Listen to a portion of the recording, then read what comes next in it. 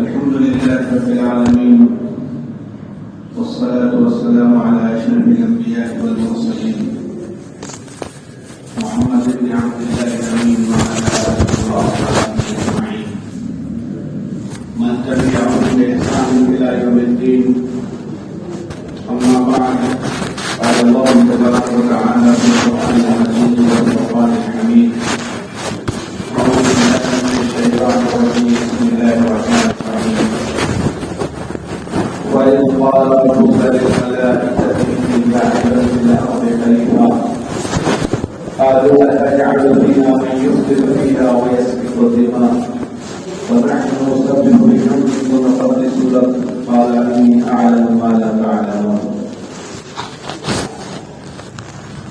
عزیزان محترم اور میرے قابل قدر بزرگوں اور دوستوں، اللہ رب العزت کا دین کا فضل و کرم ہوا کہ ہم تعالیٰ شانہ نے ہم تمام گنہگاروں کو، ناتوانوں کو، خیانتکاروں کو آج کے اس مقدس جمعہ کے موقع پر اپنے اس گھر میں جمع ہونے کی توفیق عطا فرمائی.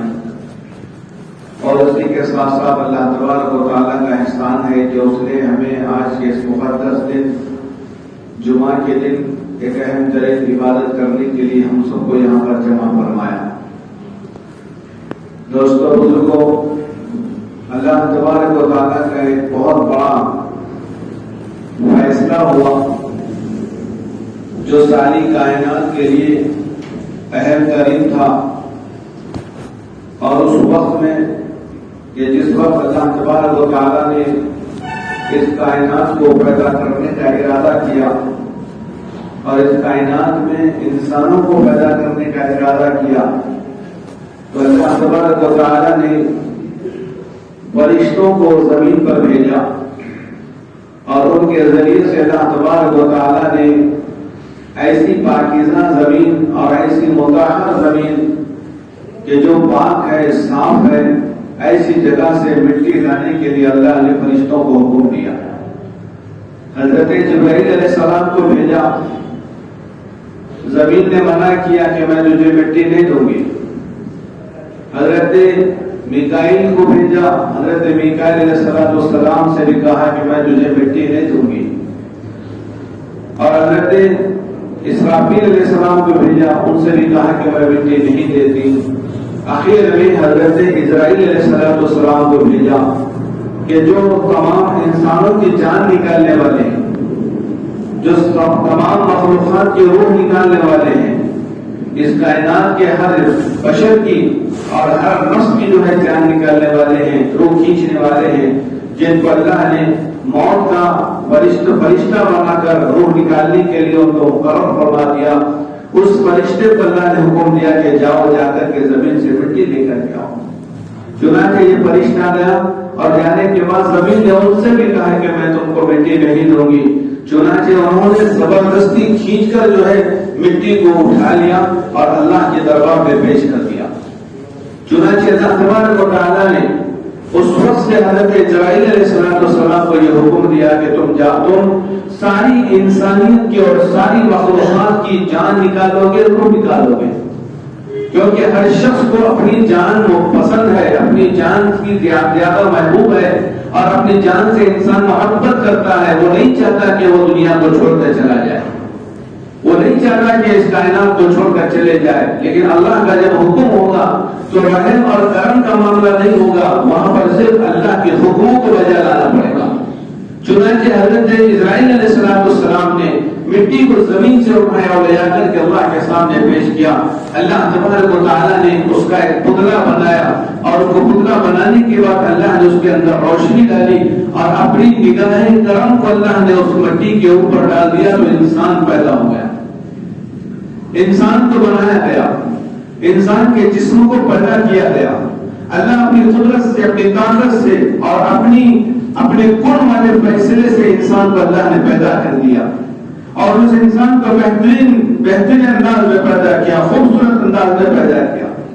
آپ کے بال ہوئے اور آپ کے چہرے کو پاکیزہ بنایا گیا، خوبصورت بنایا گیا، ہاتھ پیر بنائے گئے، جسم بنایا گیا، اس کے اندر اللہ نے اپنی نگاہ کرم کو ڈالا جس کی وجہ سے انسان بشر بن کر کے دنیا میں پیدا کیا گیا۔ اللہ کا یہ فیصلہ تھا، اللہ کی پیدائش تھی۔ روئے زمین پر سب سے پہلا انسان حضرت آدم علیہ السلام روئے زمین پر پیدا کیے گئے، اور اللہ نے اپنی حکمت سے اور اپنی قدرت سے اور اپنی طاقت سے اللہ تبارک و تعالیٰ نے انسان کو پیدا کیا، اس کے اندر جان ڈالی گئی، اس کے اندر روحانیت کو بسایا گیا۔ پھر لاکھوں کروڑوں فرشتے تھے، ہزاروں فرشتے تھے جو سجدے میں تھے، ہزاروں فرشتے تھے جو رکوع میں تھے، ہزاروں فرشتے تھے جو قیام میں تھے، ہزاروں فرشتے اللہ کی بندگی میں مصروف تھے۔ کوئی سبحان اللہ، کوئی اللہ اکبر، کوئی الحمدللہ کا ترانہ کر پڑ رہا تھا۔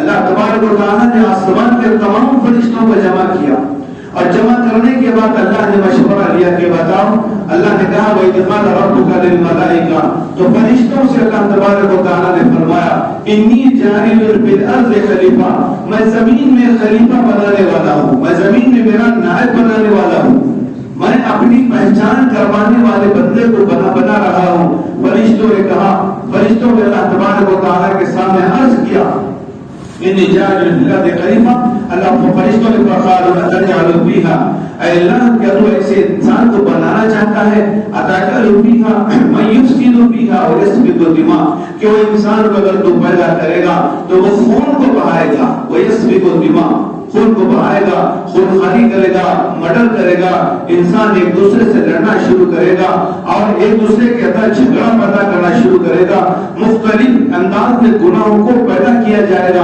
اور تو ایسی مخلوق کو پیدا کرنا چاہتا ہے جو تیری بندگی نہیں کر سکتے۔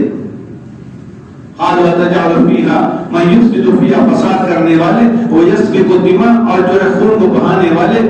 اللہ نے اسی وقت فرشتوں کو خاموش کرا دیا اور یہ کہا قالوا اتجعل فیہا من یفسد فیہا ویسفک الدماء، اللہ فرماتا فرشتوں نے کہا نحن نسبح بحمدک ونقدس لک، اے اللہ ہم تو تیری بندگی کر رہے ہیں نا، اور ہم تیری تقدیس بیان کر رہے ہیں نا، ہم تو سبحان اللہ کا ترانہ پڑھ رہے ہیں نا، اور ہم تو الحمدللہ پڑھ رہے ہیں نا، کیا تجھے ہماری یہ تسبیحات کم لگ رہی ہے؟ کیا ہمارا رکوع کم لگ رہا ہے؟ کیا ہماری عبادتیں تجھے کم لگ رہی ہیں؟ فرشتوں کا سوال تھا، اللہ نے خاموش کر دیا اور کہا انی اعلم ما لا تعلمون، میں جانتا ہوں تمہیں نہیں معلوم، مجھے سب معلوم ہے کس کو کب پیدا کرنا ہے، کس سے کیا کام لینا ہے۔ اللہ تبارک و تعالیٰ نے یہ فرشتوں کے غرور کو توڑا، فرشتوں کے غرور کو توڑا اور سارے فرشتوں کو جمع کیا، جس میں شیطان بھی شریک تھا، جس میں ابلیس بھی شریک تھا، اور اس کو بھی جمع کیا گیا۔ تمام فرشتوں کا سردار اور تمام فرشتوں کا استاذ تھا، ہزاروں لاکھوں فرشتوں کو سبق پڑھایا کرتا تھا، اور ہر آسمان پر اس کا الگ الگ نام تھا۔ کسی آسمان پر ساجد نام تھا، کسی آسمان پر زاہد نام تھا، کسی آسمان پر عابد نام تھا، اور اس طریقے کے مختلف نام اس کے اللہ تبارک و تعالیٰ نے رکھے تھے، اور وہ ایک جھولے میں بیٹھ کر فرشتوں کو سبق پڑھاتا تھا۔ فرشتے جب نکلتے تو ایک طرف پورے فرشتوں کو سبق پڑھاتا، اور وہاں سے آتا تو دوسرے فرشتوں کو پڑھاتا، پھر جاتا تو فرشتوں کا سبق سن لیتا، وہاں سے آتا تو پھر ان فرشتوں کا سبق سن لیتا۔ یہ ساری کی ساری کیفیتیں اللہ تبارک و تعالیٰ نے شیطان کو مقرر کر دیا تھا۔ لیکن اللہ تبارک و تعالیٰ نے جب انسان کے اندر روح ہوگی، انسان کو چھپائے رکھا جنت میں، اور سارے فرشتوں کو جمع کیا بشمول شیطان کے، اور ان سب کو جمع کیا گیا، اور سب سے کہا کہ تم اس کے لیے سجدہ کرو، اس کے لیے سجدہ کرو۔ اللہ نے انسان کی حیثیت کو فرشتوں کے سامنے ظاہر کیا اور کہا کہ فرشتوں کے سامنے انسان کا مقام بڑا ہے، انسان کی حیثیت بڑی ہے، انسان کی خوشنمائی بڑی ہے، انسان کی عزت بڑی ہے، انسان کی ذات بڑی ہے، انسان کی شخصیت بڑی ہے، اور یہ انسان فرشتوں سے بھی زیادہ اہم ہے۔ اللہ تبارک و تعالیٰ نے انسان کی اہمیت کو واضح فرمایا، اور سارے فرشتوں کو شیطان سے بھی کہا کہ تم بھی اس کے لیے سجدہ کرو۔ سارے کے سارے لوگ سجدے میں گر گئے، فرشتے سجدے میں گر گئے، فرشتے انسان کی عظمت بجا رہے، انسان کی اہمیت فرشتوں کو سمجھ میں آئی، اور سارے کے سارے فرشتے میرا جمع ہو کر کے اللہ کی کبریائی بیان فرمائی، اور وہاں پر اللہ نے یہ حکم دے دیا تھا کہ میں پیدا کر رہا ہوں، تمہارا مقصد اس میں کچھ نہیں ہے۔ چنانچہ فرشتے تمام کے تمام سجدے میں گر گئے، شیطان شیطان نے انکار کیا اور کہا کہ اے اللہ میں تو سارے فرشتوں کا استاد ہوں اور میں کیسے ایک مٹی کے سامنے سجدہ کر سکتا ہوں؟ مجھے آگ سے بنایا گیا ہے اور آگ کی شان یہ ہے کہ وہ اوپر کو جاتی ہے اور مٹی ذلت والی چیز ہے جو زمین میں رہتی ہے، اس کی شان اوپر کو نہیں جاتی، میں کیسے جو ہے مٹی کے لیے سجدہ کروں؟ اللہ نے کہا کہ نہیں، میرا حکم ہے، میرا حکم ہے، چاہے آگ ہو، چاہے مٹی ہو، چاہے پانی ہو، چاہے کچھ بھی ہو جائے، اللہ کے حکموں کو بجا لانا تھا۔ شیطان نے انکار کیا، اللہ تبارک و تعالیٰ نے اس کو قیامت تک کے لیے ذلیل و خوار کر دیا۔ اس لیے دوستو اللہ کے احکامات کو ہمیں بجا لانا چاہیے۔ اللہ نے کہا کہ سجدے کرے تو سجدہ کرے، اللہ نے کہا کہ نمازوں کو ادا کرے تو نمازیں ادا کرے، اللہ نے کہا کہ اس کی کبریائی بیان کی جائے تو کبریائی بیان کرتے رہے۔ اللہ کے حکموں کو جب تک انسان بجا لائے گا تب تک اس کا وقار برقرار رہے گا، عزتوں سے اللہ اس کو مالا مال فرمائیں گے۔ اور اگر شیطان کی طرح اگر وہ اللہ کا حکم نہیں بجا لائے گا تو قیامت تک وہ ذلیل ہو جائے گا، رسوا ہو جائے گا اور اس کو اللہ تبارک و تعالیٰ ساری کائنات میں تباہ و برباد کر دیں گے۔ اس لیے ہم تمام اللہ کے بندے ہیں، اللہ کے حکموں کو بجا لانا چاہیے اور اللہ کے احکامات پر ہم اپنی زندگی کو گزارنا چاہیے، رسول اللہ صلی اللہ علیہ وسلم کی بتائے ہوئے طریقوں پر اور آپ کی اطاعت کرتے ہوئے اپنی زندگی کو کامیاب بنانا چاہیے۔ اللہ تعالیٰ کی اگر ہم نافرمانی کریں گے تو اللہ پھر یہ عذابات ہمارے سامنے لا رہا ہے، پھر کرونا کی وبا اور مائگرون کی وبا اور مختلف بیماریوں کی وبائیں عام ہو رہی ہے، بیماریاں پھیلتی جا رہی ہیں۔ یہ وجہ یہی ہے کہ ہم نے اللہ سے تعلق کو توڑ دیا۔ ہم آج ہی سدھر جائیں، اپنے اعمال کو بنائیں، اپنے رب کو پہچانیں، رسول اللہ صلی اللہ علیہ وسلم کی تعلیمات کو اپنانے کی ہم کوشش کریں، صبح و شام ذکر اللہ کرتے رہے، ہمیشہ ہماری زبانوں پر سبحان اللہ، الحمدللہ، اللہ اکبر اور لا الہ الا اللہ، لا الہ الا انت سبحانک انی کنت من الظالمین، مختلف جو اذکار ہے ہم اس کو پڑھتے رہے، اللہ سے معافی طلبی کرتے رہے۔